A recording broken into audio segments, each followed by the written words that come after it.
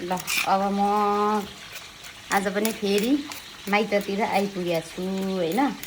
अब खाना परेपछि बनाउन पर्यो होइन, सघाउनु पर्यो। मैले मात्रै बनाउने होइन, रेडी बहिनीले गरे। म चाहिँ अब यसो खाने पचाउनु पर्यो नि त खानेकुरा, अनि त्यही भएर यसो गरे चाहिँ गर्दैछु है। अनि अब आज स्पेसल हुँदैछ माइत छोरी। अब केही न केही स्पेसल त जहिले पनि हुन्छ होइन। यो कहाँबाट के यस्तो, यो मेरो रेसिपी कान्छीले रेडी गरे होइन। यसलाई चाहिँ गोर्खे अचार भन्छन्। यसलाई के अरे गोर्खे अचार, गोर्खे अचार भन्छन्। कान्छी चाहिँ उतातिर के पकाउँदैछ हेर्दै उता किसान। कुखुराको मासु,